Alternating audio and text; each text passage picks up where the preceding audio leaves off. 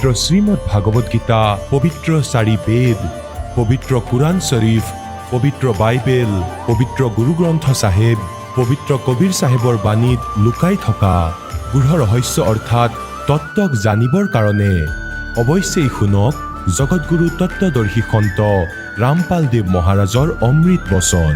সৰ্বপবিত্ৰ ধৰ্ম পবিত্ৰ শাস্ত্ৰৰ আধাৰত। পৰমাত্মা পূৰ্ণ ব্ৰহ্ম সমগ্ৰ সৃষ্টিৰ ৰচয়িতা কবিৰ পৰমেশ্বৰ দেৱ, আমি সকলোবোৰ আত্মাৰ জনক। তেওঁ আমাৰ দুখ বুজোতা, আমাৰ পিতা।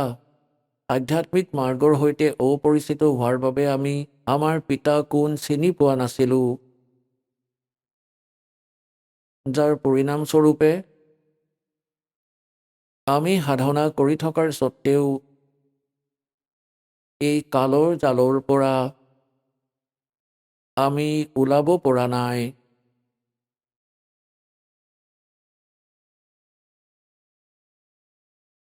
এয়া কালৰ এখন ভয়ংকৰ জাল। এই জালৰ পৰা নোলালে আমাৰ সুখ নহ'ব, আমাৰ জন্ম মৃত্যু কেতিয়াও সমাপ্ত নহ'ব। এতিয়ালৈকে আমি যিবোৰ আধ্যাত্মিক জ্ঞান পাইছিলোঁ সেয়া ইউজলেছ আছিল, বেচলেছ আছিল, কোনো আধাৰ নাছিল, মিছা আছিল। যিমানবোৰ সন্ত ঋষি মহৰ্ষি যি সত্য যুগৰ পৰা আজিলৈকে আছে, এওঁলোকে পৰমাত্মাক নিৰাকাৰ বুলিয়েই কৈছে। আৰু যেনেকৈ স্বৰ্গলোক, ব্ৰহ্মলোক, এই স্থানবোৰৰ বিষয়েও কৈছে আমাক এওঁলোকে। স্বৰ্গলোকৰ কথা কৈছে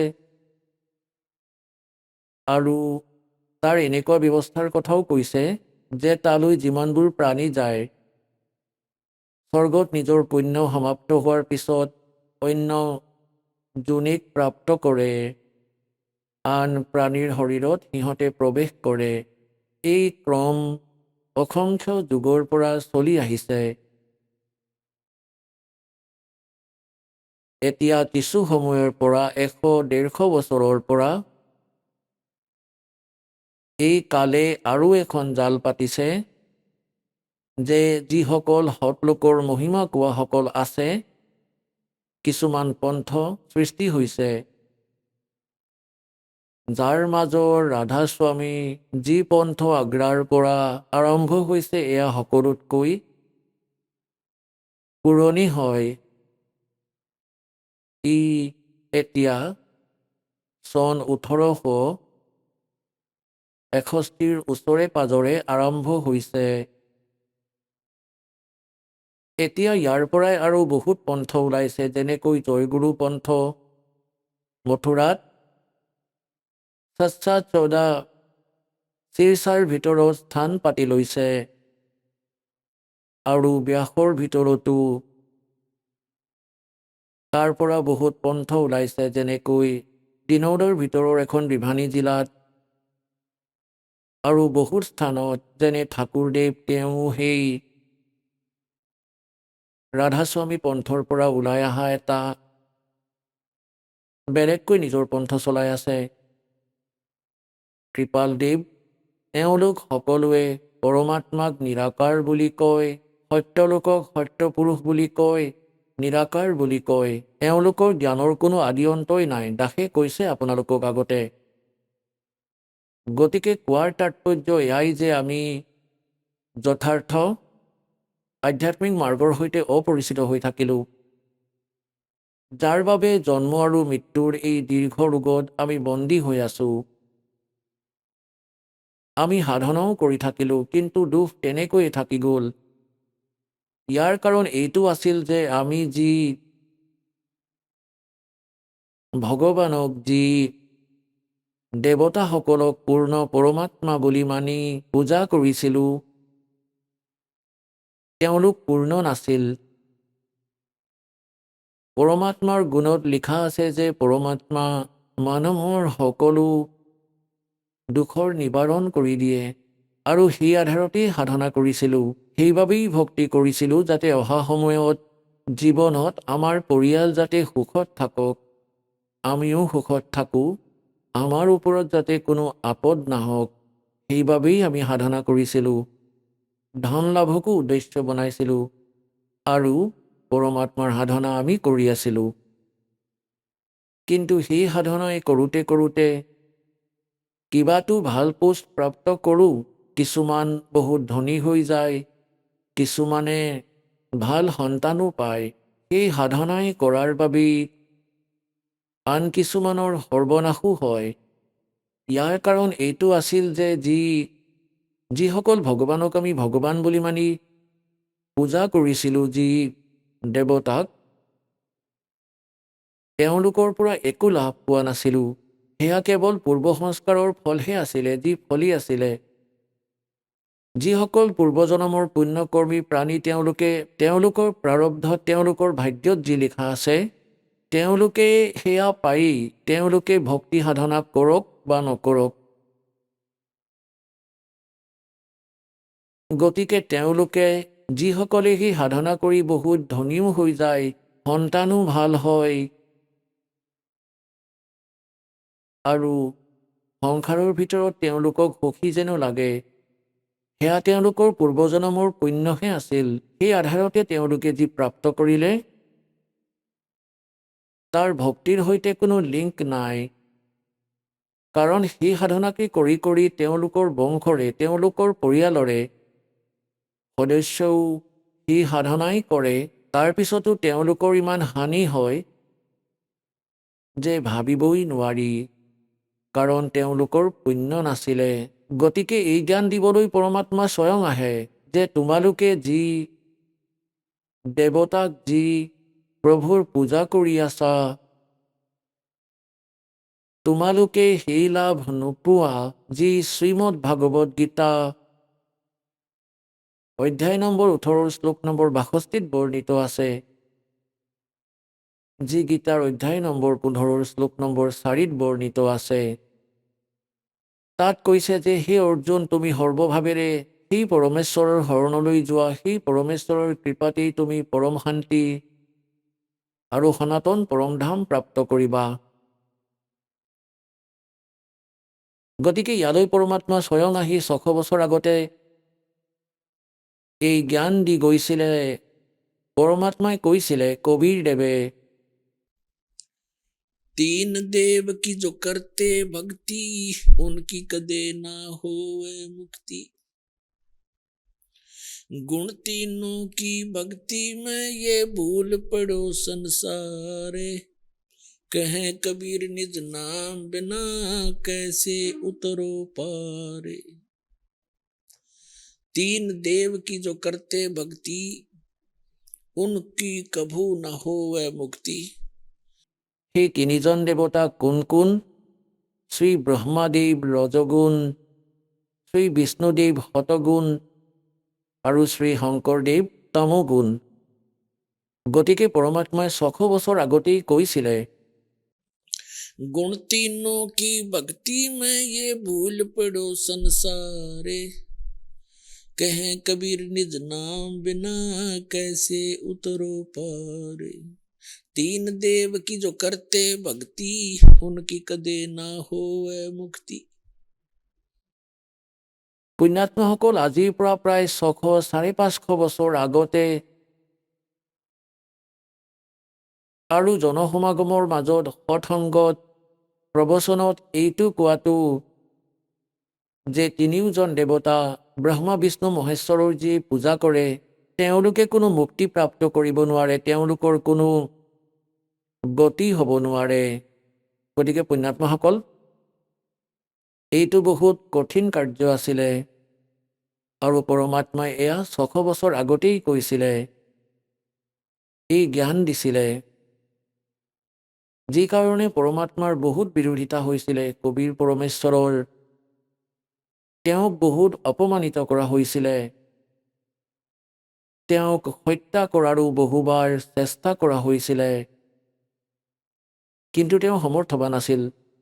তেওঁ আমাৰ পিতা আৰু তেওঁ আমাৰ বাবে আহিছিল যে সিহঁতৰ কেতিয়াবা নহয় কেতিয়াবাতো নিচা এই মিছা সুখৰ নিচা যিয়ে কালে দিছে ত্ৰিগুণময়ী মায়াৰ, এয়া কেতিয়াবাতো আঁতৰিব, কেতিয়াবাতো মোক চিনি পাব।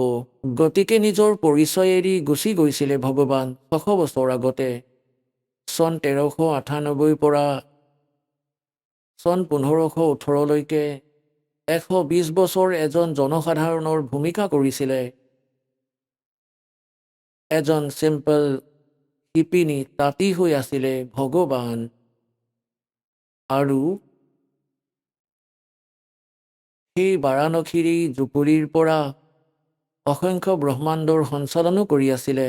প্ৰত্যেক প্ৰাণীৰ তেওঁ সুৰক্ষাৰ ব্যৱস্থাও কৰি আছিলে। এতিয়া পুণ্যাত্মাসকল, পৰমাত্মাই ৬০০ বছৰ আগতেই কৈছিলে যে তিনিজন দেৱতাৰ যিয়ে ভক্তি কৰে উনকি কবু না হোৱে মুক্তি। তুম কৌন ৰাম কা জপতে জাপম, তাত কটে না তিনু তাপম। পৰমাত্মাই কৈছিলে যে তোমালোকে কোন ভগৱানৰ ভক্তি কৰি আছা, কাৰ মন্ত্ৰ জপ কৰি আছা, সেই ভগৱানৰ পৰা তোমালোকৰ কোনো তিনি তাপৰ যি কষ্ট আছে সেয়া দূৰ হ'ব নোৱাৰে। আজি আপোনালোকক প্ৰমাণ কৰি দিম যে আমাৰ সৎগ্ৰন্থয়েও এয়াই প্ৰমাণ কৰি আছে। শ্ৰীমদ ভাগৱত গীতা অধ্যায় নম্বৰ ৭ শ্লোক নম্বৰ ১২ পৰা ১৫লৈকে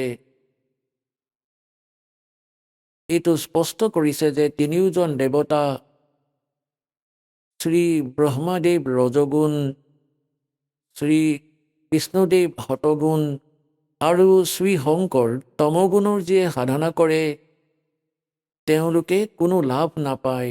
ইয়াৰ বিপৰীতে শ্ৰীমদ ভাগৱত গীতাত কৈছে যে এই তিনিও গুণৰ ওপৰত আধাৰিত, এই তিনিও গুণ ৰজগুণ ব্ৰহ্মা, শতগুণ বিষ্ণু, তমগুণ শংকৰৰ সাধনাৰে পাবলগীয়া যি লাভ সেয়া খন্তেকীয়া লাভ। এওঁলোকৰ ওপৰত যাৰ বুদ্ধি ছেট হৈ গৈছে আৰু আন কাৰোৰে কথা শুনিবলৈ প্ৰস্তুত নহয়, তেওঁলোকৰ বিষয়ে কৈছে তেওঁলোক ৰাক্ষস স্বভাৱ ধাৰণ কৰা মনুষ্যত নীচ আৰু দূষিত কৰ্ম কৰা মূৰ্খ। গীতাৰ জ্ঞানদাতাই কৈছে মোৰ ভক্তিও নকৰে। এতিয়া পুণ্যাত্মাসকল, আধ্যাত্মিক মাৰ্গৰ পৰা আমি দূৰ যদিও হলো, অজ্ঞানতাও আমি বেছি গ্ৰহণ কৰি থৈছো। সেইবাবে প্ৰথমবাৰ এই বচন কোনোবাই যদি শুনে তেওঁ বহুত বেছি দুখ পায়, আত্মায়ো কষ্ট পায়। কাৰণ আমি শ্ৰী বিষ্ণু, শ্ৰী শংকৰৰ তেওঁলোকৰ ৰঙত বহুত ৰঙীন হৈ পৰিছো। এবাৰ সঁচাটো শুনাৰ পিছত তিতা নিশ্চয় লাগে, কিন্তু কিছুদিনৰ পিছত সেয়া মিঠা হৈ যায়। কিয়নো আমাৰ অজ্ঞানতাৰে, সেই অজ্ঞানতাৰ বাবে আমাৰ আত্মাৰ নিৰ্মলতা সমাপ্ত হ'ল। আৰু যেতিয়া সত্যতা আৰম্ভ হয় তেতিয়া আত্মা একেবাৰে বিপৰীতকৈ ভাবিব আৰম্ভ কৰে, ট্ৰাই কৰে। কিন্তু সত্যতাত ইমান বেছি শক্তি থাকে, সি নিজৰ স্থান বনাইহে এৰে। যেতিয়া সি দাসে হঠংগ আৰম্ভ কৰিছিলে, ইমান বিৰোধিতা হৈছিল। এবাৰতো এনেকুৱা লাগিছিল যে পৰমাত্মা আপোনাৰ জ্ঞান আপোনাৰ সন্তানসকললৈ কেনেকৈ যাব। খোজে খোজে বিৰোধিতা হৈ আছে, যিকোনো বৰ্গতেই নাচায় কিয়। সকলোৱে এইটোৱেই ক'ব ধৰিলে যে ৰামপালেতো নিন্দাহে কৰে, কিন্তু এই দাসে জানিছিল যে মই নিন্দা নহয় পৰোপকাৰহে কৰি আছো। যেনেকৈ সৎগ্ৰন্থবোৰক আপোনালোকৰ মুখামুখি কৰাই আছো, আৰু যিসকল ঋষি মহৰ্ষি আচাৰ্য শংকৰাচাৰ্য অথবা কোনো সন্ত মণ্ডলেশ্বৰে যিবোৰ জ্ঞান সেইসকল সন্তকেই আধাৰ মানি কৈছে, তেওঁলোকৰ অনুভৱক বেদ, গীতা আৰু পুৰাণৰ সৈতে তুলনা কৰি দিওঁ। মোৰ কেৱল ইমানখিনিয়েই কাম যে আমাৰ সৎগ্ৰন্থ সত্য, ইয়াৰ বিৰুদ্ধে যিবোৰ জ্ঞান দিয়ে সেইবোৰ অসত্য। সেয়া শাস্ত্ৰবিধি ত্যাগ কৰি মনৰ মতে কৰা আচৰণ, সেয়া ইউজলেছ, ব্যৰ্থ। ইয়াক সমালোচনা বুলি নাভাবিব, ইয়াক পৰোপকাৰ বুলি ভাবক। যেনেকৈ কিছুমান বদমাছ মানুহে কোনো অসামাজিক তত্ত্ব নকলি নোট ছপাই দিয়ে 500 আৰু 1000 টকাৰ। যেতিয়া চৰকাৰে গম পায় তেতিয়া কি কৰে? অৰিজিনেল আৰু ডুপ্লিকেট একেলগে দেখুৱায় বাতৰি কাকতত, মিডিয়া, ইলেক্ট্ৰনিক মিডিয়া আৰু টিভি চেনেলত। তেওঁলোকে কয় যে চোৱা, অৰিজিনেলত এইটো বস্তু আছে আৰু ডুপ্লিকেটবোৰ এনেকুৱা, ইয়াত এইবোৰ বস্তু নাই, এয়া ত্ৰুটি। যদি তেতিয়া এনেকৈ কয় যে চৰকাৰে সমালোচনা কৰি আছে আনৰ নোটবোৰক, তেতিয়া কথাটো সঠিক নহ'ব। ঠিক এই প্ৰকাৰে সেই চৰকাৰে এটা বহুত ডাঙৰ পৰোপকাৰ কৰি আছে, নহ'লেতো লাখ লাখ মানুহৰ ক্ষতি হ'ল হয়। গতিকে সেই উদ্দেশ্যই এই দাসৰো যে আপোনালোকৰ অৰিজিনেল আৰু ডুপ্লিকেট জ্ঞান দুয়োটাকে মুখামুখি কৰি আছোঁ, আৰু ইয়াৰ পৰা আপোনালোকে চিনি পাব সত্য আৰু অসত্যক, আপোনাৰ জীৱন নাশ হোৱাৰ পৰা বাচি যাব। এতিয়া ইয়াৰ পৰিণাম ভাল ওলাই আছে।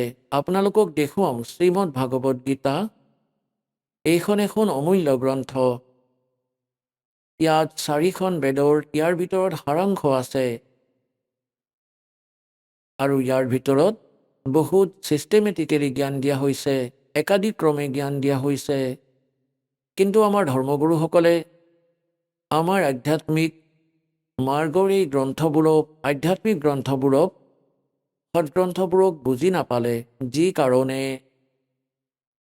তেওঁলোকে আমাক লোকবেদ শুনাই থাকিলে। লোকবেদৰ অৰ্থ হৈছে দন্তকথা, অক্ষেত্ৰীয় জ্ঞান। লোকবেদ অক্ষেত্ৰীয় জ্ঞান, দন্তকথা, মুখে মুখে চলি অহা জ্ঞান, ইজনে আনজনৰ পৰা যিটো সত্য নহয়, তাক লোকবেদ বোলে। কবিৰ পৰমেশ্বৰদেৱে কয়, पीछे लग गया जाऊं था मैं लोकवेद के साथ और रस्ते में सतगुरु मिल गए दीपक दे दिया हाथ। যেনেকৈ পৰমাত্মাই আমাক বুজাবলৈ তেওঁৰ ওপৰতেই সকলো উদাহৰণ কোড কৰে, এক্সাম্পল কোড কৰে, উদাহৰণ দিয়ে। পৰমাত্মাই কি ক'ব বিচাৰে? যে মই আগতে লোকবেদ, মুখে মুখে চলি অহা নিজৰ জাতি ধৰ্ম ক্ষেত্ৰৰ ভিতৰত যিবোৰ পূজা সাধনা চলি আছিলে, সেই লোকবেদৰ আধাৰতেই ভক্তি কৰি আছিলে। পিছত সদগুৰুক পালোঁ, যিয়ে তত্ত্বজ্ঞানৰূপী টৰ্চ চাকি আমাৰ হাতত দি দিলে। এতিয়া সেই তত্ত্বজ্ঞানৰূপী টৰ্চ অৰ্থাৎ চাকিৰ পোহৰত আমি এতিয়া ভ্ৰমিত হ'ব নোৱাৰোঁ। আমি চিধা ৰাস্তাৰেই যাম, যি মালিকেই কৈছে। যেনেকৈ এই দাস আগতে শ্ৰী বিষ্ণু, শ্ৰীকৃষ্ণ, ৰামচন্দ্ৰদেৱ আৰু শংকৰ ভগৱানৰ পূজাৰী আছিলোঁ, হনুমান দেৱৰ পূজাৰী আছিলোঁ, মানে সকলোবোৰ ধাৰ্মিক পূজা কৰিছিলোঁৱেই। হিন্দুৰ সকলো যিবোৰ দেৱতা, কোনোবাই যদি কৈ দিয়ে এওঁৰ পৰা বহুত লাভ হয়, তেতিয়া তেওঁৰেই উপাসনা আৰম্ভ কৰি দিছিলোঁ। গতিকে এয়া আছিল লোকবেদ। আৰু আকৌ পৰম সন্ত আদৰণীয় ৰাম সন্ত দেৱানন্দ দেৱক লগ পালোঁ। মই দাসক তেওঁ যি ৰাস্তা দেখুৱালে, তত্ত্বজ্ঞানৰূপী টৰ্চ দিলে, সেই টৰ্চৰ পোহৰত এই দাসে আকৌ সেই লোকবেদক ত্যাগ কৰি যথাৰ্থ মাৰ্গ গ্ৰহণ কৰি ল'লে। এতিয়া যেনেকৈ আজি যি প্ৰসংগ চলি আছে, যে যিবোৰ সাধনা আমি কৰিছিলোঁ আৰু সেই সাধনাবোৰেই আমাৰ আন কুলৰ মানুহেও কৰিছিলে, তেওঁলোকতকৈ ভাল আমাৰ ব্যৱস্থা আছিলে। যেনেকৈ এই দাস শ্ৰীৰাম, শ্ৰীকৃষ্ণৰ আৰু বিষ্ণুদেৱ অৰ্থাৎ আৰু লগতে আনবোৰ যিমানবোৰ দেৱতা আছে, শংকৰ ভগৱান, হনুমান, গণেশ, সকলোৰে পূজা কৰিছিলোঁ। আৰু ঘৰত যিবোৰ সুখ হৈছিলে, যেনেকৈ ল'ৰা ছোৱালীয়ে যেতিয়া পঢ়িছিলে, সিহঁতে সফলতা পালে আমি ভগৱানকেই ক্ৰেডিট দিওঁ। যেতিয়া ল'ৰা ছোৱালীৰ সন্তান হ'ল, সিহঁতৰো ল'ৰা ছোৱালী হ'ল, তেতিয়াও আমি ভগৱানকেই ক্ৰেডিট দিওঁ যে যি সাধনা আমি কৰি আছোঁ, চাগে আমি ভাবিছিলোঁ ইয়াৰ পৰাই প্ৰাপ্ত কৰি আছোঁ। তাৰপিছত চাকৰি হ'ল, তেতিয়া ভাবিছিলোঁ যে হনুমানদেৱে দয়া কৰিলে, ভগৱান বিষ্ণুৱে দয়া কৰিলে, বাবা শ্যামদেৱ যি আমাৰ কুলৰ দেৱতা আছিল, কেতিয়াবা তেওঁক প্ৰাৰ্থনা কৰিছিলোঁ, তেওঁৱেই কৃপা কৰিলে বুলি, আৰু কেতিয়াবা বিষ্ণুদেৱক, কেতিয়াবা শংকৰদেৱক, এওঁলোক সকলোকেই ক্ৰেডিট দিছিলোঁ যে এওঁলোকে বহুত দয়া কৰিলে। এতিয়া গম পালোঁ যে সেই যিবোৰ আমি পাই আছিলোঁ, সেয়া আমাৰ প্ৰাৰব্ধত লিখা আছিলে, পূৰ্বজন্মৰ সংস্কাৰী ফলি আছিলে। সেই পূজাবোৰ কৰাৰ পিছতো আমাৰ আন পৰিয়ালৰ সদস্যসকলে লাভ পোৱা নাছিলে, বহুত হানিও হ'ল। গতিকে এতিয়া গম পালোঁ যে যি সাধনা আমি কৰি আছিলোঁ, যি দেৱতাসকলৰ, তেওঁলোকে না আমাৰ হানি কৰিব পাৰে, না কিবা লাভ দিব পাৰে। তেওঁলোকে কেৱল আমাক ৱৰ্কদানহে দিব পাৰে, যেনেকুৱা ধৰণৰ কাম কৰিম তেনেকুৱাই ফল পাম। পূৰ্বজন্মত কৰা যি সঞ্চিত কৰ্ম থাকে, তাৰ পৰা এবাৰেই জ্বলোৱা হয়, পুণ্য আৰু পাপৰ, তাৰ পৰা এটা জীৱন বনোৱা হয়, যাক প্ৰাৰব্ধ বুলি কোৱা হয়, ভাগ্য বুলি কোৱা হয়। যেতিয়ালৈকে আমি পূৰ্ণ পৰমাত্মাৰ সাধনা, সৎ সাধনা নকৰোঁ, তেতিয়ালৈকে আমি নিজৰ ভাগ্যহে ভুগি থাকোঁ, নিজৰ ভাগ্যত লিখাখিনিয়েই প্ৰাপ্ত কৰি থাকোঁ। যেতিয়া আমি পূৰ্ণ পৰমাত্মাৰ চৰণলৈ আহোঁ, পূৰ্ণ সন্ত পাওঁ, সৎ সাধনা পাওঁ, তাৰপিছত আমি তাতকৈ বেলেগ লাভ পাওঁ। যেনে আগতে কৰা সাধনাবোৰ, অন্য ভগৱানক কৰা পূজাৰ পৰা, যেনে ব্ৰহ্মা বিষ্ণু মহেশ্বৰ আৰু ব্ৰহ্ম তথা পৰব্ৰহ্ম, যাক ক্ষৰ পুৰুষ অক্ষৰ পুৰুষ বুলি কয়, এওঁৰ ভক্তি কৰাজনে কেৱল কৰা কৰ্মৰহে ফল পায়। এওঁলোকৰ ভাগ্যত যদি দুখ আছে, তেন্তে দুখেই পাব। কাৰোবাৰ পুত্ৰ যদি মৰিবলগীয়া থাকে, তেন্তে মৰিব। কাৰোবাৰ ভৰি কাটিবলগীয়া থাকিলে কাটিবই। তাৰ পৰা আপোনাৰ ভাগ্য সলনি হ'ব নোৱাৰে। হয়, শুভ আৰু অশুভ সেয়া ডিপজিট হৈ গৈ থাকিব বাৰু, সেয়া আপোনাৰ সঞ্চিত কৰ্মত জমা হৈ যাব। আৰু যেতিয়া আমি সত্যপুৰুষ পূৰ্ণ পৰমাত্মা কবীৰদেৱৰ ভক্তি কৰিম, পূৰ্ণ সন্তৰ পৰা লৈ, এই নকলিবোৰৰ পৰা নহয়, তাৰ পৰা একো লাভ নহয়। সৎ সাধনা, সত্য মন্ত্ৰ আৰু পূৰ্ণ সৎগুৰু আৰু সঁচা মনেৰে মৰ্যাদাত থাকি যিয়ে ভক্তি কৰিব, তেতিয়া তেওঁৰ ভাগ্যত যদি কিবা হানি হ'বলগীয়া থাকে, সেয়া নহ'ব। এয়া পৰমাত্মাৰ বিধান, তেওঁ সমৰ্থবান পৰমাত্মা, হানিক আঁতৰাই দিয়ে, আপোনাৰ পুণ্য প্ৰফুল্লিত হৈ যাব। উদাহৰণস্বৰূপে যেনেকৈ কৃষকে খেতি শস্য সিঁচে, ঘেঁহু সিঁচে, তেতিয়া তাৰ মাজত ঘাঁহ বনো এনেই গজি যায়, আৰু ঘেঁহুতকৈ বেছিহে গজি যায়। আগতে ইয়াৰ কোনো সমাধান নাছিলে, আগতে এনেকুৱা কোনো মেডিচিন, এনেকুৱা কোনো বস্তুৰ ডিস্কভাৰী হোৱা নাছিলে, অনুসন্ধান হোৱা নাছিলে। কিন্তু এতিয়া বৈজ্ঞানিকসকলে এনেকুৱা এটা মেডিচিন বনাইছে যে সেই মেডিচিন, সেই ঔষধ পানীত যদি ঢালি দিয়ে, খেতিত সেই পানী যদি ছটিয়াই দিয়া হয়, তেতিয়া সেইটোৱে ঘাঁহ আৰু বনবোৰ নষ্ট কৰি দিয়ে। শস্যবোৰ তেনেকৈয়ে থাকে, তাৰ কোনো হানি নহয়। তেতিয়া সেই শস্য দুগুণ হয়।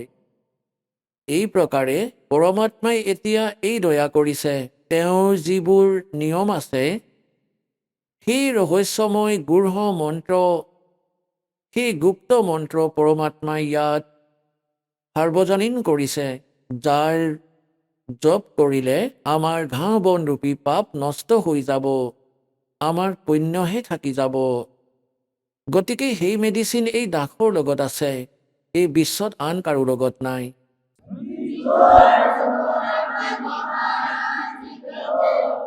গতিকে এতিয়া আপোনালোকক দেখুৱাওঁ যে শ্ৰী ব্ৰহ্মা, শ্ৰী বিষ্ণু, শ্ৰী শিৱৰ বিষয়ে আমাৰ গীতাই কি কৈছে, এওঁলোকৰ সাধনা কৰাবোৰক কি সংজ্ঞা দিছে। এতিয়া আপোনালোকক দেখুৱাওঁ শ্ৰীমদ ভাগৱত গীতাৰ অধ্যায় নম্বৰ 7 কিছু অংশ দেখুৱাওঁ। চাব, শ্ৰীমদ ভাগৱত গীতা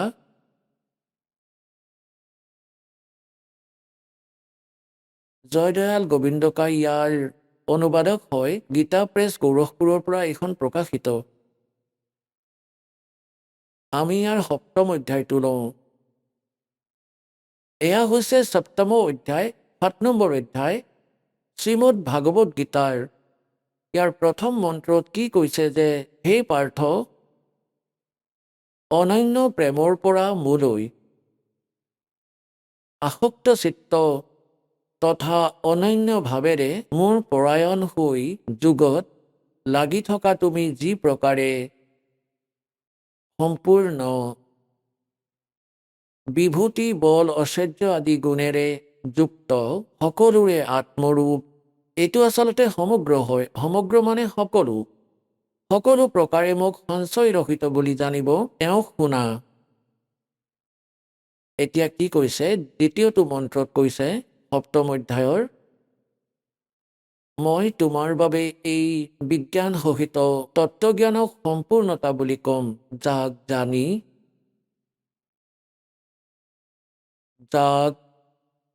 জানি সংসাৰত একো জনাৰ বাবে বাকী নাথাকিব।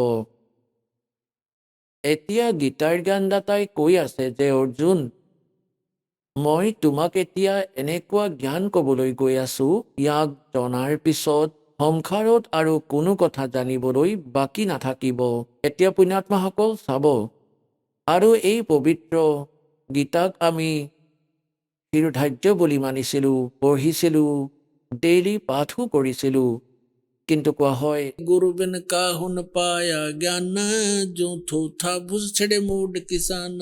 गुरु बिन वेद पढ़े जो प्राणी, समझे न सार रहे अज्ञानी। গুৰুৰ অবিহনে বেদৰ অৰ্থ, গূঢ় অৰ্থক বুজাটো বৰ কঠিন। তাক নুবুজালৈকে আমি অজ্ঞানীয়েই হৈ থাকিম। আমাৰ যিমানবোৰ ঋষি সত্যযুগৰ পৰা আজিলৈকে ঋষি মহৰ্ষি হৈছে, এওঁলোক অজ্ঞানী। পুণ্যাত্মাসকল, এই দাসৰ যি বচন, সেয়া অলপ তিতা লাগিবই এবাৰ, কিন্তু পিছত ইমান মিঠা হৈ যাব, ইয়াৰ অতিৰিক্ত কোনো কথা বচনেই আপোনালোকৰ ভাল নলগা হ'ব। যে সত্যযুগৰ পৰা আজিলৈকে যিমানবোৰ মহৰ্ষি আছিলে, তেওঁলোকৰ জ্ঞান নাছিলে, একেবাৰেই জ্ঞান নাছিলে, তেওঁলোক অজ্ঞানী আছিল। এতিয়া পুণ্যাত্মাসকল অলপমান দেখুৱাই দিওঁ, নহ'লে কোনোবাই প্ৰথমবাৰ যি ভক্তই শুনিব, কিয়নো এয়া CD ইত্যাদি বনোৱা হয়, ভগতে নিজৰ মিত্ৰক দিয়ে, তেওঁলোকৰ এই কথা হজম নহ'ব যে সত্যযুগৰ পৰা আজিলৈকে যিবোৰ মহৰ্ষি হৈছে, তেওঁলোকৰ কোনো জ্ঞান নাছিলে ভক্তিৰ।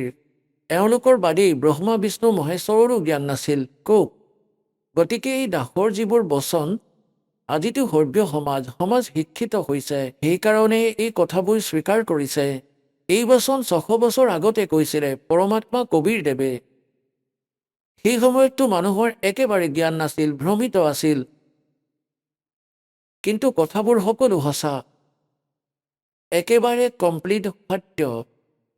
আমাৰ সদগ্ৰন্থই প্ৰমাণ দিয়ে। ইয়াৰ আগতে অলপমান দেৱী ভাগৱতত উল্লেখিত কিছু কথা মুখামুখি কৰি দিওঁ, যাৰ পৰা আপোনালোকে গম পাব, নাতো সত্যযুগৰ পৰা আজিলৈকে যিবোৰ ঋষি মহৰ্ষি হৈছে, তেওঁলোকৰ জ্ঞান আছিল, না ব্ৰহ্মা বিষ্ণু মহেশ্বৰৰ জ্ঞান আছিল আধ্যাত্মিক মাৰ্গৰ।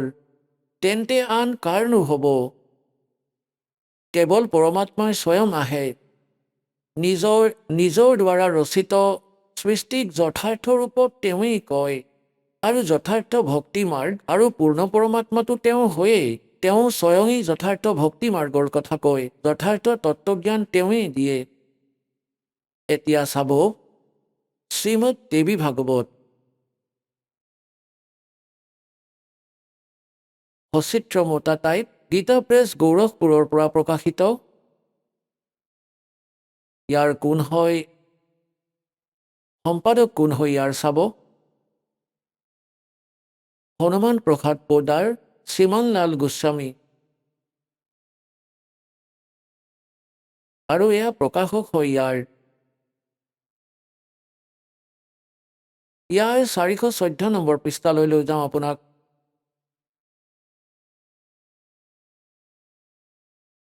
ছয় নম্বৰ স্কন্ধ, এয়া 6 নম্বৰ স্কন্ধ, সংক্ষিপ্ত দেৱী ভাগৱত 414 নম্বৰ পৃষ্ঠাত। জন্মজয়ে সুধিলে মহাভাগ কোনটো যুগত, ধৰ্মৰ স্বৰূপ কি, এই সম্পূৰ্ণ বিষয়ক বিশেষ ৰূপেৰে কোৱাৰ কৃপা কৰক। ব্যাসদেৱে ক'লে, ব্যাসদেৱে কৈ আছে, জন্মে জয় ৰাজন, এয়া নিশ্চিত যে সত্য যুগত ব্ৰাহ্মণ বেদৰ পূৰ্ণ বিদ্বান আছিল। তেওঁলোকৰ দ্বাৰা নিৰন্তৰ ভাগৱতী জগদম্বাৰ আৰাধনা অৰ্থাৎ পূজা হৈছিলে। ভাগৱতী দৰ্শন কৰিবলৈ তেওঁৰ মন সদায় লালসতাত আছিলে। প্ৰত্যেক গাঁৱতে শক্তি মন্দিৰৰ উদ্ঘাটন হৈছিলে, দুৰ্গাৰ মন্দিৰ হৈছিলে। এই বিষয়ে তেওঁৰ মনত বহুত উৎসুকতা আছিলে। আৰু লগতে চাব অলপ ইয়াৰ আভাস। ধৰ্মৰ এই স্থিতিৰ ত্ৰেতাটো আছিলে, কিন্তু কিছু হ্ৰাস হৈ গ'ল। সত্যযুগত যি স্থিতি আছিলে দ্বাপৰ যুগত বিশেষভাৱে কম হৈ গ'ল। ৰাজন, সেই প্ৰাচীন যুগত যাক ৰাক্ষস বুলি ভবা হৈছিলে, সেয়া কলিত, কলি মানে কলিযুগত ব্ৰাহ্মণ বুলি মনা হৈছিলে। দাসে কোৱা নাই, এয়া আমাৰ ইতিহাসে কৈ আছে। কাৰণ বৰ্তমানৰ ব্ৰাহ্মণ প্ৰায়ে পাখণ্ড কৰাতেই তৎপৰ হৈ থাকে। আনক ঠগা, মিছা কোৱা আৰু বৈদিক ধৰ্ম কৰ্মৰ পৰা বেলেগ হৈ থকা, এয়া কলিযুগৰ ব্ৰাহ্মণৰ স্বাভাৱিক গুণ হৈ গ'ল। এতিয়া পুণ্যাত্মাসকল, কলিযুগৰ যি ব্ৰাহ্মণ, এয়া আচাৰ্য, শংকৰাচাৰ্য, তেওঁলোক সকলোৱে ব্ৰাহ্মণ। এতিয়ালৈ আমাৰ যিসকল ধৰ্মগুৰু আছিল, গতিকে এওঁলোকৰ বিষয়ে কি কৈছে যে সত্যযুগ ত্ৰেতা দ্বাপৰত যিবোৰ ৰাক্ষস আছিলে, এই স্বভাৱৰে আছিলে আমাৰ ব্ৰাহ্মণসকল। তেন্তে অন্য জনতাৰ কি অৱস্থা হ'বনো? এতিয়া কি কৈ আছে, ইয়াৰ পৰা আৰু এটা কনচেপ্ট ক্লিয়াৰ কৰি দিলে যে সত্যযুগৰ ব্ৰাহ্মণ বেদৰ পূৰ্ণ বিদ্বান বুলি মনা হৈছিলে, ব্যাসদেৱে কৈছে। আৰু তেওঁলোকে দুৰ্গাৰ পূজা কৰিছিল। কি বিদ্বাননো? আৰু অলপ আভাস লওঁ বিষ্ণুদেৱৰ, পিছত আমি আগলৈ নিৰ্ণয় কৰিম। এই দেৱী ভাগৱতৰে 28 নম্বৰ পৃষ্ঠাত এয়া চাব, 28-29 শ্ৰী বিষ্ণু, শ্ৰী ব্ৰহ্মা, শ্ৰী নাৰদ আৰু ব্যাসদেৱৰ জ্ঞানৰ আভাস আপোনালোকক দেখুৱাওঁ। এয়া 28 নম্বৰ পৃষ্ঠাৰ প্ৰথম স্কন্ধ আৰু এয়া সংক্ষিপ্ত দেৱী ভাগৱত 28ত সেয়ে পঢ়ি আছোঁ আমি। নাৰদ আৰু ব্যাসদেৱৰ কথোপকথন চলি আছে। ব্যাসদেৱে নাৰদদেৱক সুধিছে, প্ৰশ্ন সুধিছে ব্যাসদেৱে, আৰু নাৰদদেৱে কৈ আছে। নাৰদদেৱে কৈছে, মহাভাগ ব্যাসদেৱ, তুমি এই বিষয়ে যি সুধি আছা, ঠিক এই প্ৰশ্নই মোৰ পিতাই ভগৱান শ্ৰী হৰিক কৰিছিলে। দেৱ আদি দেৱ ভগৱান জগতৰ স্বামী হয়। লক্ষ্মী দেৱী তেওঁৰ সেৱাত উপস্থিত থাকে, অৰ্থাৎ বিষ্ণুদেৱৰ বিষয়ে কৈ আছে। দিব্য কৌস্তভমণিয়ে তেওঁৰ শোভা বঢ়াই, তেওঁ শংখচক্ৰ গদা লৈ থাকে, পীতাম্বৰ ধাৰণ কৰে, 4খন বাহু আছে। বক্ষস্থলত শ্ৰীবস্তকৰ চিহ্ন উজলি থাকে। তেওঁ চৰাচৰ জগতৰ আশ্ৰয়দাতা, জগতগুৰু এবং দেৱতাসকলৰো দেৱতা। এনেকুৱা জগত প্ৰভু ভগৱান শ্ৰীহৰি মহান তপ কৰি আছিলে। তেওঁ সমাধি লগাই আছিলে। এয়া দেখি মোৰ পিতা ব্ৰহ্মাদেৱ বহুত আচৰিত হ'ল। সেইবাবে তেওঁ এইটো জনাৰ বাবে ইচ্ছা প্ৰকট কৰিলে। ব্ৰহ্মাদেৱে সুধিলে, প্ৰভু, আপুনি দেৱতাসকলৰ অধ্যক্ষ, জগতৰ স্বামী আৰু ভূত ভৱিষ্য এবং বৰ্তমানৰ সকলো জীৱৰ একমাত্ৰ শাসক। ব্ৰহ্মাদেৱে বিষ্ণুদেৱক ইয়াত আটাইতকৈ ডাঙৰ ভগৱান বুলি কোৱাৰ চেষ্টা কৰিছে। ভগৱান তেন্তে আপুনি কিয় তপস্যা কৰি আছে আৰু আপুনি কোন দেৱতাৰ আৰাধনাত ধ্যানমগ্ন হৈ আছে?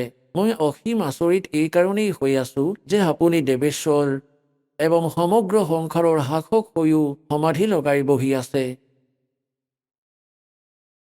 ব্ৰহ্মাদেৱৰ বিনীত বচন শুনি ভগৱান শ্ৰীহৰি অৰ্থাৎ বিষ্ণুদেৱে তেওঁক ক'ব ধৰিলে, ব্ৰাহ্মণ, সাৱধান হৈ শুনা, মই মনৰ বিচাৰ ব্যক্ত কৰি আছোঁ। দেৱতা, দানৱ, মানৱ সকলোৱে এইটোৱেই জানে যে তুমি সৃষ্টি কৰা, মই পালন কৰোঁ, শংকৰে সংহাৰ কৰে। কিন্তু আকৌ বেদৰ পাৰগামী পুৰুষে নিজৰ যুক্তিৰে যদি এয়া সিদ্ধ কৰে যে ৰচনা কৰা, পালন কৰা আৰু সংহাৰ কৰা এই যোগ্যতা যে আমি পাইছোঁ, ইয়াৰ অধিষ্ঠাত্ৰী শক্তি দেৱী হয়। তেওঁ কৈছে যে সংসাৰৰ সৃষ্টি কৰিবলৈ তুমি ৰাজসিক শক্তি, তোমাৰ তাত ৰাজসিক শক্তিৰ সঞ্চাৰ হৈছে, অৰ্থাৎ ব্ৰহ্মাদেৱ ৰজগুণ হয়, এয়া সিদ্ধ হৈ আছে। আৰু মই সাত্বিক শক্তি পাইছোঁ, অৰ্থাৎ বিষ্ণুদেৱ শতগুণ হয় আৰু ৰুদ্ৰৰ তামসিক শক্তিৰ আৱিৰ্ভাৱ হৈছে আৰু শংকৰ তমগুণ। এই শক্তিৰ অভাৱেৰে তুমি এই সংসাৰৰ সৃষ্টি কৰিব নোৱাৰা, মই পালন কৰাত সফল হ'ব নোৱাৰিম আৰু ৰুদ্ৰই সংহাৰ কৰা কাৰ্যও সম্ভৱ নহয়। ব্ৰহ্মাদেৱ আমি সকলো সেই শক্তিৰ সহায়তেই নিজৰ সকলো কাৰ্যত সদায় সফল হৈ আহিছোঁ। সুব্ৰত, প্ৰত্যক্ষ আৰু পৰোক্ষ দুয়োটাই উদাহৰণ তোমাৰ সন্মুখত দি আছোঁ, শুনা। এয়া নিশ্চিত যে মই সেই শক্তিৰ অধীন হৈয়েই মই এই শেষ নাগৰ বিচনাত শুওঁ আৰু সৃষ্টি কৰাৰ অৱসৰ আহিলেই জাগি উঠোঁ। মই সদায় তপ কৰাতেই লাগি থাকোঁ। সেই শক্তিৰ শাসনৰ পৰা কেতিয়াও মুক্ত হ'ব নোৱাৰোঁ। কেতিয়াবা সময় পালে লক্ষ্মীৰ সৈতে সুখপূৰ্বক সময় কটোৱাৰ সৌভাগ্য প্ৰাপ্ত হয়। মই কেতিয়াবা দানৱৰ সৈতে, ৰাক্ষসৰ সৈতে যুদ্ধ কৰোঁ আৰু অখিল জগতক ভয় খুওৱা বিকৰাল শৰীৰক শান্ত কৰোৱাটো মোৰ পৰম কৰ্তব্য হৈ যায়। পিছত কি কৈছে ভগৱানে? ভগৱান বিষ্ণুদেৱে কৈ আছে, মই সকলো প্ৰকাৰে শক্তি অৰ্থাৎ দুৰ্গাৰ অধীন হৈ থাকিব লাগে। সেই ভাগৱতী শক্তিৰ অৰ্থাৎ দুৰ্গাৰ মই নিৰন্তৰ ধ্যান কৰোঁ আৰু ব্ৰহ্মাদেৱ মই জনাত এই ভাগৱতী শক্তিতকৈ ডাঙৰ আন কোনো দেৱতা নাই। অৰ্থাৎ দুৰ্গাৰ ওপৰত মই কোনো ভগৱানৰ সৈতে পৰিচিত নহয়। তেওঁ আটাইতকৈ ডাঙৰ, মোৰ বাবে আটাইতকৈ ডাঙৰ ভগৱান দুৰ্গা হয়। এতিয়া পুণ্যাত্মাসকল, এই অলপমান উল্লেখতে আমাৰ সদগ্ৰন্থৰ পৰা এয়া সিদ্ধ হৈ যাব, এই আধ্যাত্মিক মাৰ্গৰ কথা না বিষ্ণুৱে জানে, না ব্ৰহ্মাই, না শংকৰে, না নাৰদ, না ব্যাসদেৱে আৰু সত্যযুগৰ ব্ৰাহ্মণেই নাজানে। গতিকে ত্ৰেতা, দুৱাপৰ, কলিযুগৰ সকলে কেনেকৈ জানিবনো? এয়া আপোনালোকৰ মুখামুখি হ'ল যে সেইফালে সত্যযুগৰ ব্ৰাহ্মণো বেদৰ পূৰ্ণ বিদ্বান বুলি মনা হৈছিলে, কিন্তু দুৰ্গাৰ পূজা কৰিছিল। এইফালে বিষ্ণুদেৱে কৈ আছে মই দুৰ্গাৰ পূজা কৰোঁ আৰু তেওঁতকৈ ওপৰত কোনো ভগৱানকেই নাজানো। গতিকে গম পালোঁ স্তৰ এওঁলোকৰ আধ্যাত্মিক জ্ঞানৰ বিষয়ে, স্পিৰিচুৱেল নলেজৰ বিষয়ে। গতিকে কিনো জানিছিলে সেই ব্ৰহ্মা, বিষ্ণু, মহেশ্বৰে, যাক আমি সৰ্বজ্ঞ মানি পূজা কৰিছিলোঁ। এতিয়া চোৱা, এই দুয়োটা মানে সত্যযুগৰ ব্ৰাহ্মণ আৰু বিষ্ণুদেৱ কি কৈ আছে যে মই দুৰ্গাৰ ওপৰত দুৰ্গাৰ পূজা কৰোঁ। বেদত লিখা আছে জানো দুৰ্গাৰ পূজা কৰাৰ বিষয়ে? শ্ৰীমদ ভাগৱত গীতাত লিখা আছে জানো ক'ৰবাত দুৰ্গাৰ পূজা কৰাটো? এটা শব্দ শুনাই দিয়া। গতিকে ইয়াক কোৱা হয় লোকবেদ। सटदल उआ बाई बगदा। এতিয়া দুৰ্গা দেৱীয়ে কি কৈছে আপোনালোকক 562 নম্বৰ পৃষ্ঠাত দেখুৱাওঁ। চাব, 7 নম্বৰ স্কন্ধ সংক্ষিপ্ত দেৱী ভাগৱত 562 নম্বৰ পৃষ্ঠাত দেৱীৰ দ্বাৰাই হিমালয়ক জ্ঞান উপদেশ আৰু ব্ৰহ্মস্বৰূপৰ বৰ্ণনা। এতিয়া শ্ৰীদেৱীয়ে ক'ব ধৰিলে পৰ্বতৰাজ। এতিয়া দুৰ্গা দেৱীয়ে প্ৰথমে নিজৰ বিষয়ে কৈছে, আকৌ কৈছে নহয় সেই ব্ৰহ্মৰ কি স্বৰূপ এয়া কোৱা হৈছে, যি প্ৰকাশৰূপ, সকলোৰে অত্যন্ত সমীপত স্থিত, হৃদয় ৰূপগুহাত স্থিত হোৱাৰ কাৰণে গুহাচৰ নামেৰে প্ৰসিদ্ধ মহান পদ অৰ্থাৎ পৰম প্ৰাপ্য হয়। ইয়াতে আহোঁ, তেওঁ সমস্ত প্ৰজাৰ জ্ঞানতকৈ ঊৰ্ধত, অৰ্থাৎ কাৰো বুদ্ধিতেই নাহে এনেকৈ জানা তুমি, যি পৰম প্ৰকাশ ৰূপ হয়, যি সূক্ষ্মতকৈও অত্যন্ত সূক্ষ্ম, য'ত সম্পূৰ্ণ লোক আৰু সেই লোকত নিবাস কৰা প্ৰাণী স্থিত, তেওঁৱেই সেই অক্ষৰ ব্ৰহ্ম। তেওঁৱেই সকলোৰে প্ৰাণ, তেওঁৱেই সকলোৰে বাণী আৰু তেওঁৱেই সকলোৰে মন। তেওঁৱেই এই পৰম সত্য। অমৃত অবিনাশী তত্ত্ব হৈছে সাম্য। সেই ভেদিব পৰা যোগ্য লক্ষ্যক তুমি ভেদ কৰা, মন লগাই তাত তন্ময় হোৱা। সাম্য উপনিষদত কথিত মহান অস্ত্ৰৰূপী ধেনুলৈ উপাসনাৰ দ্বাৰা তীক্ষ্ণ কৰা বাণ সন্ধান কৰা। আকৌ ভাৱানুগত চিত্তৰ দ্বাৰা সেই বাণক টানি সেই অক্ষৰৰূপী ব্ৰহ্মকে লক্ষ্য বনাই ভেদ কৰা। প্ৰণৱ মানে ওম। ধেনু হয় জীৱাত্মা, বাণ হয় আৰু ব্ৰহ্মক তাৰ লক্ষ্য বুলি কোৱা হয়। এতিয়া ইয়াত চাব, সেই একমাত্ৰ পৰমাত্মাকেই জানা, বাকী আন কথাবোৰ এৰি দিয়া। এতিয়া দুৰ্গাই কি কৈ আছে যে কেৱল এজন ব্ৰহ্মৰ পূজা কৰা, মোৰ পূজাও এৰি দিয়া। কি কৈ আছে দুৰ্গা দেৱীয়ে যে কেৱল সেই এজন ব্ৰহ্মৰ পূজা কৰা, তেওঁৰ ওম নাম হয় আৰু তেওঁৰ ব্ৰহ্মৰ সাধনা জীৱাত্মাই কৰক। নিজৰ সাধনাৰ কথাও কৈছে যে মোৰ পূজাও নকৰিবা, একমাত্ৰ তেওঁৰেই সাধনা কৰা। চাব, সেই একমাত্ৰ পৰমাত্মাজনকেই জানা, বাকী সকলোকে বাদ দিয়া। এয়াই অমৃতৰূপী পৰমাত্মাৰ ওচৰলৈ যোৱা দলং হয়। সংসাৰ সমুদ্ৰ পাৰ হৈ অমৃতস্বৰূপ পৰমাত্মাক প্ৰাপ্ত কৰা এয়া সুলভ সাধন হয়। এই আত্মাৰ, এই পৰমাত্মাৰ বুলিয়েই কোৱা ওমক জপৰ সৈতে ধ্যান কৰা। ইয়াৰ দ্বাৰা অজ্ঞানতাময় অন্ধকাৰৰ পৰা আঁতৰি আৰু সংসাৰ সমুদ্ৰৰ সিফালে যিজন ব্ৰহ্ম আছে তেওঁক পাবা, তোমাৰ কল্যাণ হ'ব। স্পষ্ট কৰি দিলে যে ওম নাম ব্ৰহ্মৰ হয় আৰু এই ওম নামৰ জপেৰে ব্ৰহ্মক পোৱাৰ উদ্দেশ্যেৰে সাধনা কৰা, তুমি তেওঁক প্ৰাপ্ত কৰিবা। আৰু তেওঁ ক'ত থাকে? তেওঁৱেই এই সকলোৰে আত্মা ব্ৰহ্ম। ব্ৰহ্মলোক দিব্য আকাশত স্থিত, তাত থাকে ব্ৰহ্মলোকত এই ব্ৰহ্ম। এতিয়া পুণ্যাত্মাসকল, যদি এই দাসে মৌখিক এই বচন কৈ থৈ দিলে হয় আৰু প্ৰথমবাৰ যদি কোনো পুণ্যাত্মাই এই বচন শুনিলে হয়, তেওঁ চাগে টিভি বন্ধ কৰি বহি গ'ল হয় আৰু আনকো ক'লে হয় যে তেওঁতো নিন্দাহে কৰে, মিছা কয়। কিন্তু এতিয়া কি ক'বা যে বিশ্বত যদি কোনো সত্য জ্ঞান আছে, সেয়া ৰামপালৰ লগত আছে। এই বিশ্বৰ আন কাৰো লগত নাই।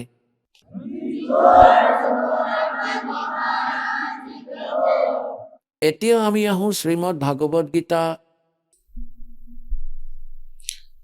অধ্যায় নম্বৰ 7লৈ। ইয়াৰ ভিতৰত এটা বহুত নিৰ্ণায়ক জ্ঞান আছে, বহুত নিৰ্ণায়ক জ্ঞান। কিন্তু আমি বুজি পোৱা নাছিলোঁ সৎগ্ৰন্থবোৰক, যি কাৰণে আমাৰ বহুত হানি হ'ল, যাৰ পূৰণ এতিয়া হ'ব পাৰিব। এতিয়া চাব, শ্ৰীমদ ভাগৱত গীতা, গীতা প্ৰেছ গৌৰখপুৰৰ পৰা প্ৰকাশিত। জয়দয়াল গোবিন্দকা ইয়াৰ অনুবাদক। এয়া হ'ল 7ম অধ্যায়। আমি পঢ়িছোঁ আগত, আকৌ পঢ়িম। প্ৰথম মন্ত্ৰত কি কৈছে যে গীতাৰ জ্ঞানদাতাই কৈছে, সেই পাৰ্থ, অনন্য মনেৰে মোৰ প্ৰতি আসক্ত চিত্ত, অৰ্থাৎ অনন্য ভাৱেৰে মোৰ পৰায়ণ হৈ যুগত লাগি আছা। যি প্ৰকাৰে তুমি সমগ্ৰ মানে সৰ্ব, ভাৱেৰে মানে সৰ্বপ্ৰকাৰে, সমগ্ৰ মানে সকলো প্ৰকাৰে মোক সঞ্চয় ৰহিত বুলি জানিবা, তেওঁক শুনা। এতিয়া দ্বিতীয়ত 7ম অধ্যায়ৰ শ্ৰীমদ ভাগৱত গীতাৰ 2য় মন্ত্ৰটো পঢ়োঁ। মই তোমাৰ বাবে বিজ্ঞান সহিত তত্ত্বজ্ঞানক সম্পূৰ্ণতা বুলি ক'ম, যাক জানি সংসাৰত আৰু কোনো কথাই জনাৰ বাবে বাকী নাথাকিব। এতিয়া 3য় মন্ত্ৰত কৈছে, হাজাৰ মনুষ্যৰ মাজত কোনো এজনে যদি মোক প্ৰাপ্ত কৰাৰ বাবে প্ৰযত্ন কৰে, যত্ন কৰা যোগীসকলৰ মাজতো কোনো এজন মোৰ প্ৰাণ হৈ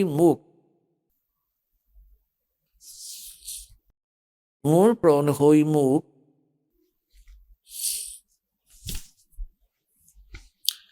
তত্ত্বৰ পৰা অৰ্থাৎ যথাৰ্থ ৰূপেৰে জানে। চতুৰ্থত কৈছে, এই পৃথিৱী, জল, অগ্নি, বায়ু, আকাশ, মন, বুদ্ধি আৰু অহংকাৰো এই প্ৰকাৰে 8 প্ৰকাৰে বিভাজিত মোৰ এই প্ৰকৃতি। এই 8 প্ৰকাৰৰ ভেদ থকাটো অপৰা মোৰ শিপা প্ৰকৃতি হয়।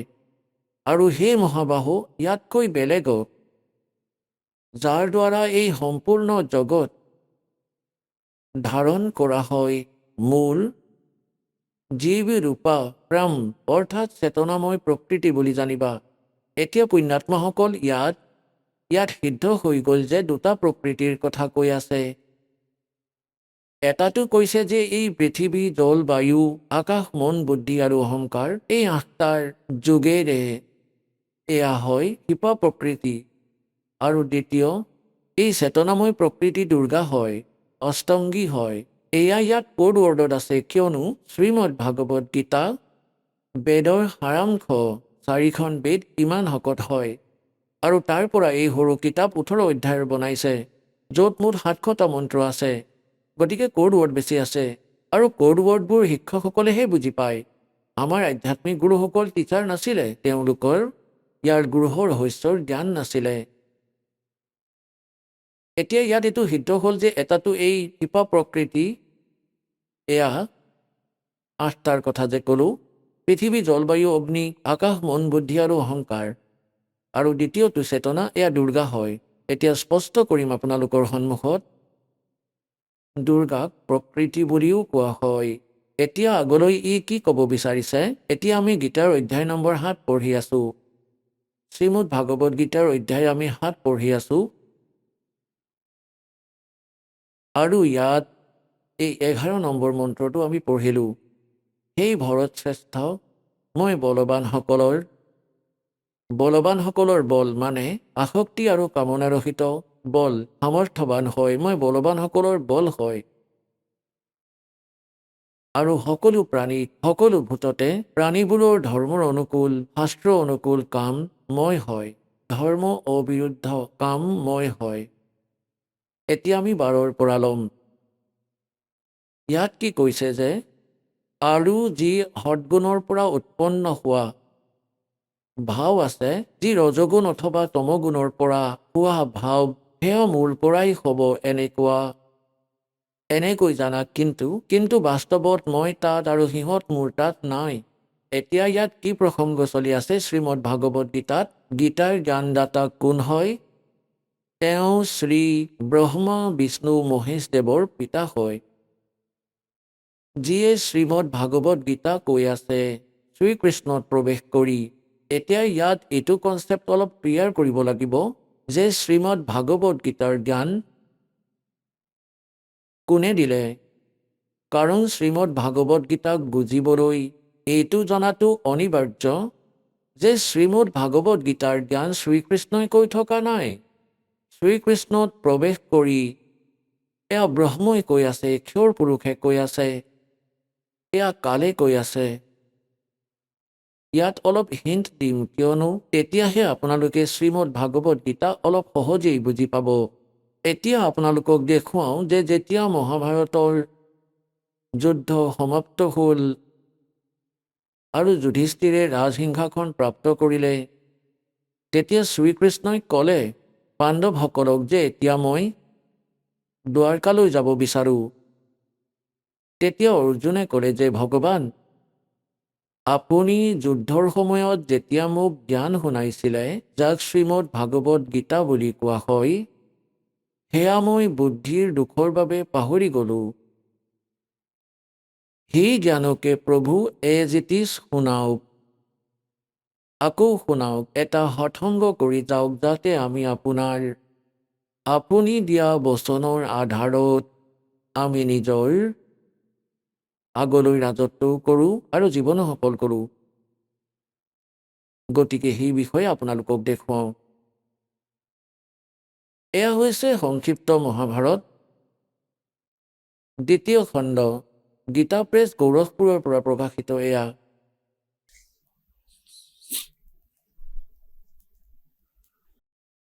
আৰু এইখন ক'ৰ পৰা ছপা হৈছে? ইয়াৰো অনুবাদক তেওঁলোকেই হয়, 2য় খণ্ডৰ সম্পাদক তথা সংশোধক জয়দয়াল গোবিন্দকা, আৰু এইখন ইয়াৰ পৰা ছপা হৈছে।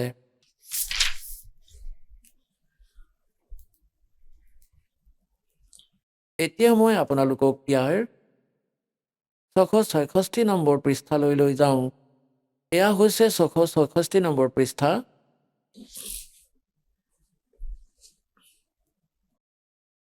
আৰু ইয়াৰ পৰা আমি আৰম্ভ কৰোঁ। अश्वमेघ অশ্বমেধিক পৰ্ব।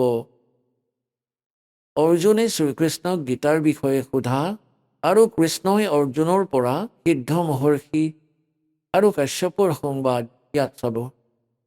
জন্মেজয়ে সুধিলে, ব্ৰাহ্মণ, শত্ৰুৰ নাশ হৈ যোৱাৰ পিছত যেতিয়া মহাত্মা শ্ৰীকৃষ্ণ সভাত বহি বাৰ্তালাপ কৰি আছিলে, সেই সময়ত তেওঁলোকৰ মাজত কি কি কথা হ'ল? বিশ্বম্যায়নদেৱে ক'লে, ৰাজন, শ্ৰীকৃষ্ণ সহিত অৰ্জুন, শ্ৰীকৃষ্ণ সহিত অৰ্জুনে যেতিয়া নিজৰ ৰাজ্যত সম্পূৰ্ণ অধিকাৰ প্ৰাপ্ত কৰিলে, তেতিয়া দিব্য সভা ভৱনত আনন্দৰে থাকিব ধৰিলে।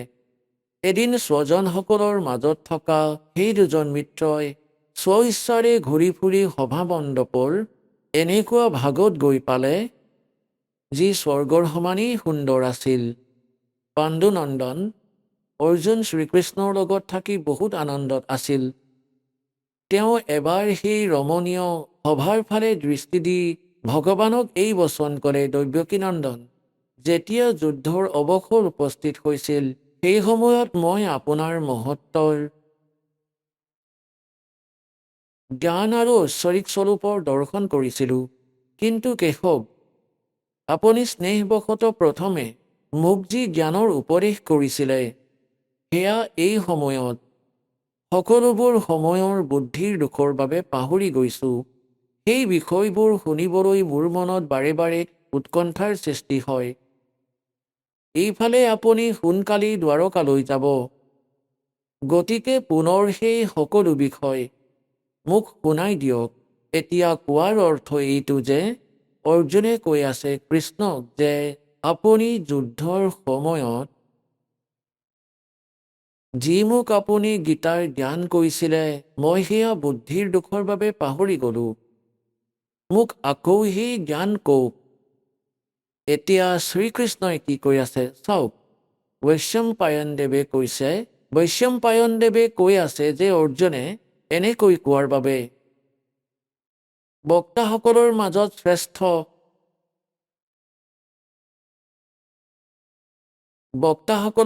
শ্ৰেষ্ঠ মহা তেজস্বী ভগৱান শ্ৰীকৃষ্ণই তেওঁক বকুধাৱতী এই ধৰণে উত্তৰ দিলে। শ্ৰীকৃষ্ণই ক'লে, অৰ্জুন, সেই সময়ত মই তোমাক অত্যন্ত গোপনীয় বিষয় এটা শুনাইছিলোঁ।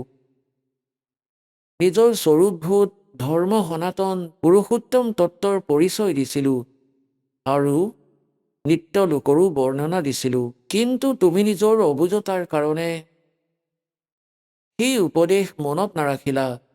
এই কথা জানি মই বৰ দুখ পালোঁ। এতিয়া এই সকলো কথা আকৌ এবাৰ শুনোৱাটো মই সম্ভৱ বুলি নাভাবোঁ। শ্ৰীকৃষ্ণৰ কথা মনোযোগেৰে শুনিব। পাণ্ডৱ নন্দন, নিশ্চয়কৈ তুমি বহুত শ্ৰদ্ধাহীন। তোমাৰ বুদ্ধি ভাল যেন লগা নাই। এতিয়া মই সেই উপদেশ তেনেকৈয়ে আকৌ কোৱাটো কঠিন, কিয়নো সেই সময়ত যুক্ত হৈ মই পৰমাত্মম তত্ত্বৰ বৰ্ণনা দিছিলোঁ।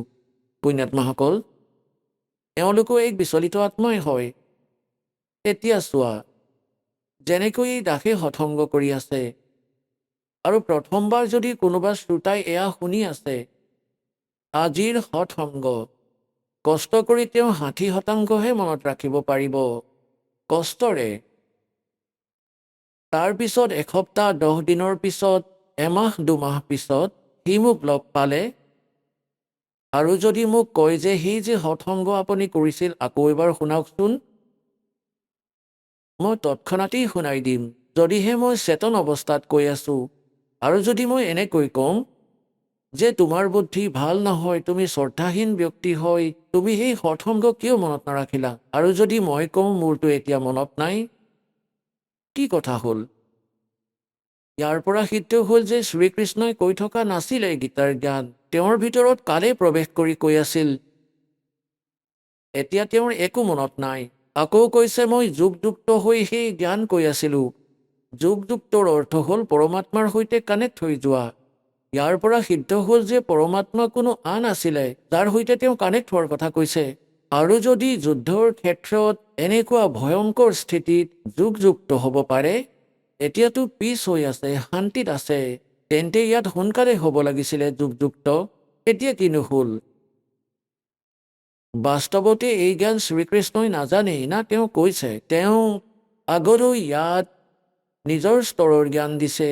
সেয়া গীতাৰ সৈতে মিল নাখায় যি গীতাত আছে, বেলেগ কৈ আছে। সেয়াটো গীতাৰ সৈতে নিমিলেই, কখও নিমিলে। গতিকে কোৱাৰ অৰ্থ এইটো যে শ্ৰীকৃষ্ণত প্ৰৱেশ কৰি এয়া কালে কৈ আছিলে। ইয়াৰ বহুত প্ৰমাণ আছে। যেনেকৈ প্ৰথমতেতো এইটো প্ৰসংগ ক্লিয়াৰ কৰোঁ যে যেনেকৈ এতিয়া শ্ৰীকৃষ্ণত প্ৰৱেশ কৰি কালে কৈ আছিলে।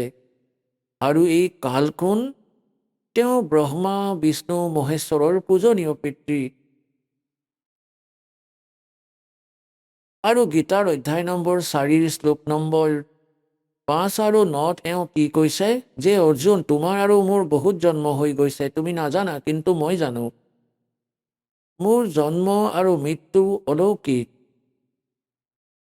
তেওঁৰ কৰ্ম অলৌকিক কেনেকৈ? যেনেকৈ শ্ৰীকৃষ্ণত প্ৰৱেশ কৰি প্ৰেতৰ দৰে গীতাৰ জ্ঞান কৈ দিলে। এতিয়ালৈকেতো এইটোৱেই কৈ আহিছিলোঁ যে শ্ৰীকৃষ্ণই গীতা কৈছে। শ্ৰীকৃষ্ণই কৈছিলে, কিন্তু কালেহে। শ্ৰীকৃষ্ণইতো নাজানেই গীতাত তেওঁ কি কৈছিলে। শ্ৰীমদ ভাগৱত গীতাৰ অধ্যায় নম্বৰ 7 শ্লোক নম্বৰ 24 আৰু 25 এয়া স্পষ্ট কৰিছে গীতাৰ জ্ঞানদাতাই যে অৰ্জুন, এই বুদ্ধিহীন মনুষ্য যি সন্মুখত থিয় হৈ আছে আজি, এওঁলোকে এইটো ভাবি আছে চাগে যে মই শ্ৰীকৃষ্ণ হওঁ। ইহঁতে মই অব্যক্ত ব্যক্তিম, आपनम मनन्ते अबुझा। মই অব্যক্ত মানে গুপ্ত থাকোঁ। মই যোগমায়াৰে লুকাই থাকোঁ, কেতিয়াও কাৰো সন্মুখত নাহোঁ। কিন্তু শ্ৰীকৃষ্ণতো সন্মুখত আছিলে। শ্ৰীকৃষ্ণই যদি এই বচন কৈছিলে তেন্তে তেওঁতো সন্মুখতে আছিলে। গতিকে তেওঁ কৈছিলে যে এইটো মোৰ প্ৰতিজ্ঞা, অটল প্ৰতিজ্ঞা। হয়তো বেয়া, কিন্তু এয়াই মোৰ অটল প্ৰতিজ্ঞা, অবিনাশী প্ৰতিজ্ঞা। মই কেতিয়াও কাৰো সন্মুখলৈ নাহোঁ। গতিকে ই কি কৰি থাকিলে? আপোনালোকক যেনেকৈ বহুবাৰ দেখুৱাইছোঁ, শ্ৰী শিৱপুৰাণৰ ভিতৰত, শিৱ মহাপুৰাণৰ ভিতৰত, ৰুদ্ৰ সংহিতাৰ ভিতৰত আছে। এবাৰ ব্ৰহ্মা আৰু বিষ্ণুৰ মাজত এই কথাত যুদ্ধ লাগি গ'ল। ব্ৰহ্মাদেৱে কৈছে মই সমগ্ৰ সৃষ্টিৰ ৰচয়িতা আৰু আপোনাৰো উৎপত্তি মোৰ পৰাই হৈছে, বিষ্ণুদেৱক কৈ আছে। আৰু বিষ্ণুদেৱে কৈছে যে আপুনি মোৰ নাভি কমলৰ পৰা উৎপন্ন হৈছে। মই সকলোৰে সমগ্ৰ সৃষ্টিৰ ৰচয়িতা মই হয়, মই তোমাৰ পিতা হৈ তুমি মোৰ পুত্ৰ। ব্ৰহ্মাদেৱে কৈ আছে বিষ্ণুদেৱক যে তুমি মোৰ পুত্ৰ। এতিয়া এওঁলোকৰ এই ভ্ৰম কেনেকৈ হ'ল? এওঁলোকৰ এই ভ্ৰম এনেদৰেই হ'ল, যেনে ধৰক ঋষিসকলে সমাধিস্থ হোৱাৰ চেষ্টা কৰিছিল আৰু কালেতো প্ৰতিজ্ঞা কৰি থৈছে যে মই নিজৰ অৰিজিনেল ৰূপত কেতিয়াও দেখা নিদিওঁ, কাকো দৰ্শন নিদিওঁ। গতিকে ই কি কৰে? যেনে ধৰক ঋষি মহৰ্ষিসকল সমাধিস্থ হোৱাত সেই সমাধিস্থ অৱস্থাত কাৰোবাক ব্ৰহ্মাৰ ৰূপত দৰ্শন দিয়ে। তেতিয়া সেই ঋষিজনে সকলো ফালে গুণগান কৰি দিয়ে যে ব্ৰহ্মাদেৱেই সকলোৰে মালিক, তেওঁ নিজক লুকুৱাই ৰাখিছে, তেওঁ জগতৰ পিতা। মই সমাধিস্থ অৱস্থাত তেওঁৰ দৰ্শন কৰিছোঁ। এই কথাত ব্ৰহ্মাদেৱ ফুলি গ'ল। 10-20 জন 50 জনে এনেকৈ কোৱাত। আৰু কাৰোবাক বিষ্ণুদেৱৰ ৰূপত দৰ্শন দিয়ে। তেতিয়া সি ক'লে যে বিষ্ণুদেৱী পূৰ্ণ পৰমাত্মা, মই সমাধিস্থ অৱস্থাত তেওঁ দৰ্শন কৰিছোঁ, তেওঁ নিজক লুকুৱাই ৰাখিছে, তেওঁ জগতৰ মালিক, জগতৰ ৰচয়িতা, তেওঁ সমৰ্থবান হয়। তাৰ পৰা বিষ্ণুদেৱৰ ভ্ৰম হ'ল যে ময়েই ৰচয়িতা হয়, সকলোৱে মোকেই কৈ আছে। কাৰোবাক শংকৰ ভগৱানৰ ৰূপত দৰ্শন দি দিয়ে সমাধিস্থ অৱস্থাত, ভিতৰত অন্তঃকৰণত। তেতিয়া তেওঁ কৈ দিয়ে যে শংকৰ ভগৱান যিজন বহি আছে তমগুণী, তেওঁৱেই সৰ্বশক্তিমান, তেওঁ কালজয়ী, মৃত্যুঞ্জয়ী, সমগ্ৰ সৃষ্টিৰ ৰচয়িতা। গতিকে ইয়াতেই ব্ৰহ্মা আৰু বিষ্ণুদেৱৰ ভ্ৰম হৈ গ'ল। যেতিয়া তেওঁলোকৰ যুদ্ধ হ'ল, তেতিয়া সি মাজত এডাল পিলাৰ থিয় কৰাই দিলে। এনেকৈ যুদ্ধ সমাপ্ত কৰাই দিলে। তেতিয়া কাল আহিল নিজৰ পুত্ৰ শিৱৰ ৰূপ ধাৰণ কৰি। সি নিজৰ বাস্তৱিক ৰূপত নাহে। ইয়াৰ বাস্তৱিক ৰূপ কি হয়, যি শ্ৰীমদ ভাগৱত গীতাৰ জ্ঞান দিয়াৰ সময়ত যুদ্ধৰ ক্ষেত্ৰত যি দেখুৱাইছিলে, সি 1000 শিৰধাৰী সহস্ৰ বাহুৰ। ব্ৰহ্মা বিষ্ণু মহেশ্বৰে কেৱল 4খন বাহুহে বনাব পাৰে আৰু দুৰ্গাই কেৱল 8খন বাহু বনাব পাৰে।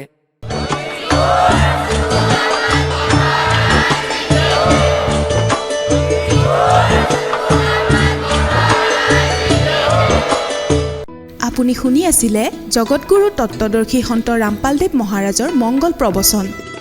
অধিক জানিবৰ বাবে ভিজিট কৰক আমাৰ ৱেবছাইট www.jagatgururampalji.org।